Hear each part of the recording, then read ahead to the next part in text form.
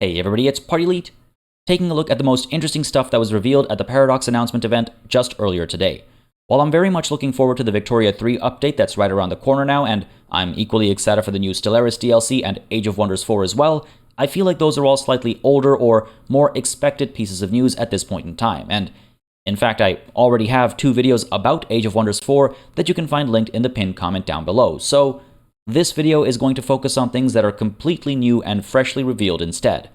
With that said, let's not waste any more time with an intro, let's dive right on in with timestamps down below as always. Finally, after a huge wait and a ton of DLC, we're getting the next iteration of Cities Skylines. Aptly named, Cities Skylines 2.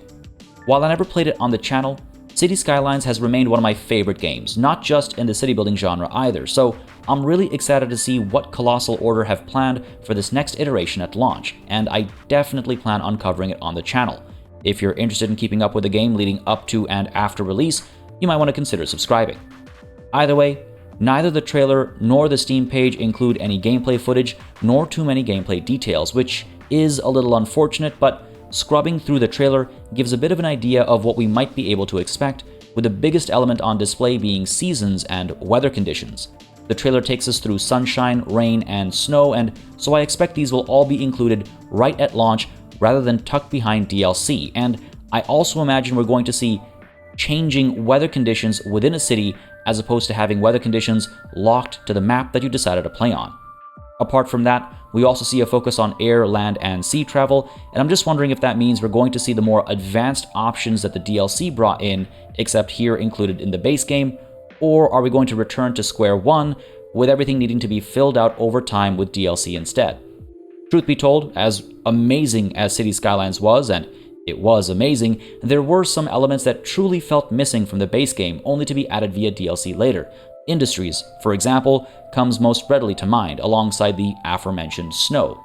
I'm hoping more of these in-depth mechanics make it into the base game here, and I'm really curious what the plan is in terms of DLC to come. The Steam page makes mention of tourists, residents, and businesses alike, and elsewhere I saw mention of a fully realized transport and economy system, and a wealth of construction and customization options too. Not particularly definitive statements, but promising nonetheless. I'm very curious about what the game will revolutionize and evolve outside of graphics alone. The most recent city builder that felt extremely mechanically fresh to me was Workers and Resources Soviet Republic, and so I wonder if the devs have been keeping a watchful eye on that during development. What sort of new mechanics and ideas are going to be explored here? What sort of systems will be in place to make some of the more challenging parts accessible?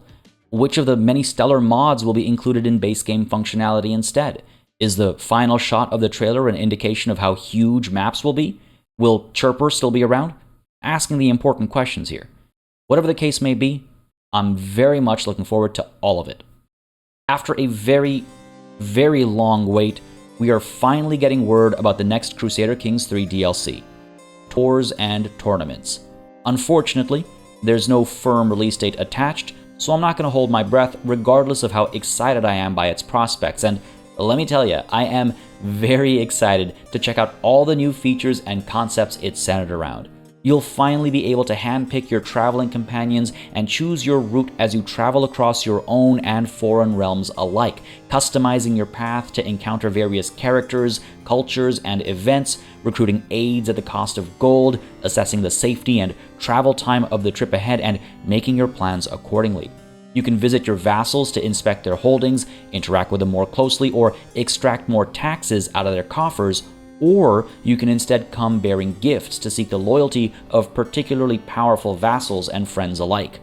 Tours will help quell potential unrest when a new ruler takes the throne, calming down factions that might otherwise threaten your rule, and your visits can also allow for the attendance of cultural festivals and private dinners alike.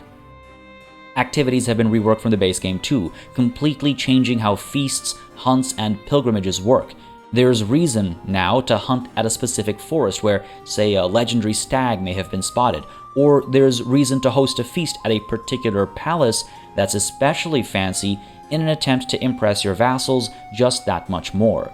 Pilgrimages will also take a significantly larger amount of time now, especially if you're traveling far, and when the ruler is gone for these long journeys, a regent needs to rule in their stead, introducing a new set of mechanics that are being added to the base game for free as well. Grand activities are being added to introduce new types of events, with grand tournaments, grand tours, and grand weddings being of particular note as an opportunity to further your goals. You can either host grand tournaments yourself to bring foreign sovereigns to your realm and increase your own renown, or you can attend them in foreign realms. Either way, they'll give you the opportunity to become the grand champion of various types of competitions. From the sounds of it, there'll be jousts, melees, falconry, poetry, chess, and much more, with archery, horse racing, wrestling, and melees all getting mentioned in the dev diary. And what's more, you'll be able to spend time actually preparing for such events by visiting blacksmiths and taverns for strength and courage respectively. You'll win prizes and prestige, and you'll have the opportunity to use skills beyond your martial abilities to overcome your opponents, bashing their skulls in or otherwise gaining their admiration. And it sounds like you physically have to travel to these tournament grounds. You're not just going to appear there randomly. You have to journey through the world and actually experience the various events that might take place between your point of origin and your destination, and then on your way back too. It sounds very intriguing, and I love the sense of space and place that this actually creates. Grand weddings, meanwhile, can help you marry above your station if you're able to pay the price, and they give you diplomatic opportunities with neighboring lords, allowing you to seek new vassals or alliances alike, or perhaps seeking better matches for your children. We've also seen the option to host a bloody wedding instead, if your plan is to lure an enemy in and have them assassinated or slaughtered. This sounds tremendously intriguing, and I mean that both mechanically and metaphorically speaking, and once more, with weddings, you will have to travel to and from the locations, at least based on the screenshots that we've seen so far. Looking at those screenshots, it also seems as though each event can have its intent set, from recreation that helps you reduce your stress to, well, who knows what else really, and separately, it also looks like you can customize the activities that take place during an event as well, likely triggering different sets of events that allow you to avoid seeing the same old drunken escapades. Apart from your own activities and adventures, you'll be able to bestow your knights with honors, allowing them to specialize in a battlefield of their choice, from the literal to the metaphorical, and you'll be able to train them up to fight in tournaments and wars alike. I've always loved picking proteges or seeing one rise from among my champions and seeing their life story over time, so this is a very compelling addition, at least in my eyes. We're also going to see new armor and clothing added to the game, just adding a bit more aesthetic variety to it all, which is always welcome. All in all, this feels like a pretty meaty DLC based on the first dev diary alone, so I am extremely excited to see what else it brings with it. I'm also extremely curious to see when it actually releases. Surviving the Aftermath Rebirth will continue our adventures in the post-apocalyptic colony management game with all sorts of interesting new ideas. Releasing on the 16th of March, it's right around the corner, and we're going to see a few new mechanics that introduce both threats and hope alike. After decades of radioactive waste seeping into the soil, we're going to see a new infestation take over the world. Called Blight, it has mutated fungi and has started to infect animals, making them increasingly aggressive and dangerous. In order to fight this spreading disease, you'll need to engage with infected creatures in spaces to gather samples, you'll need to deal with new building chains to investigate and research solutions, and then you'll need to try and cure the blight and end its tyranny. Apart from that, you'll seek further research and opportunities to heal the world as well, implementing terraforming tools to bring life back to the desolate hellscape that the Earth has become, though you'll have to be careful not to bring too much life to areas infected by blight, as any flora or fauna that comes into contact with these infected areas will perhaps turn on you. That sounds like a pretty interesting balancing act, and I'm curious how it'll play. Apart from all that, we'll see additional buildings and associated upgrades, mainly to do with either terraforming or fighting against the blight, but we're also going to see the defense of your colony become a significantly more important aspect of the game, given just how much more threatening the world is now. It's very intriguing stuff, to say the least, and I cannot wait to check it out. As much as I was desperately hoping for a sequel to BattleTech, I am very pleased to see the Lamplighters League, the latest from Harebrained Schemes, looking like a very thrilling Indiana Jones-esque turn-based tactics game with some very clever ideas up its sleeve, and a great sense of style to boot. Set in the 1930s, you'll be dealing with occult shenanigans as you battle a tyrannical cult known as the Banished Court, the sworn enemy of the Lamplighters League, a band of heroic scholars preventing the Banished Court's world domination. As the Steam page hilariously puts it, unfortunately, the best of the best are all gone, so now it's up to the best of the worst. That's you. You'll be recruiting a team of characters, each with their own unique abilities and personalities, and you'll be leading them in adventures that involve real-time exploration and infiltration, turning into turn-based tactical combat when things go sideways. This is a lot like Mutant Year Zero Road to Eden, where you'll try to cleverly and sneakily take out as many straggling enemies as possible, setting up your party's positions to take advantage of their unique skill sets before triggering combat. Each character will have signature abilities and roles as well as background stories, and you'll constantly be seeking synergies between characters, as well as between characters and the environment to take advantage of environmental damage and opportunities.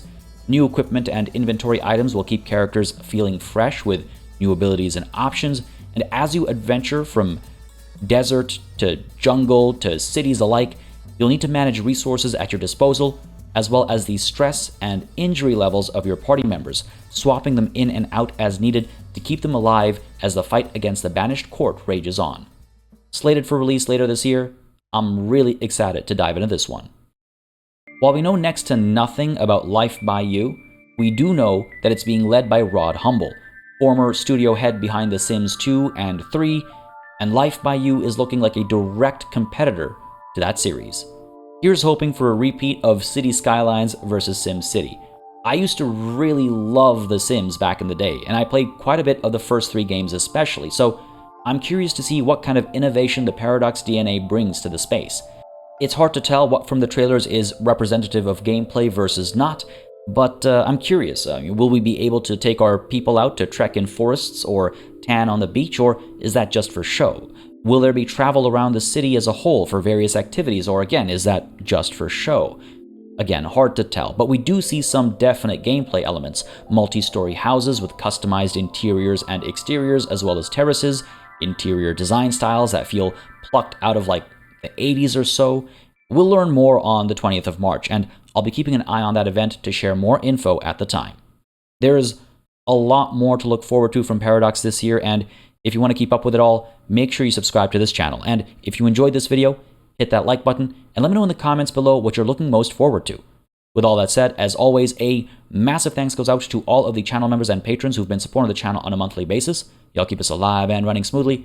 And of course, a big old thanks goes out to each and every one of you for watching. Until next time, cheers.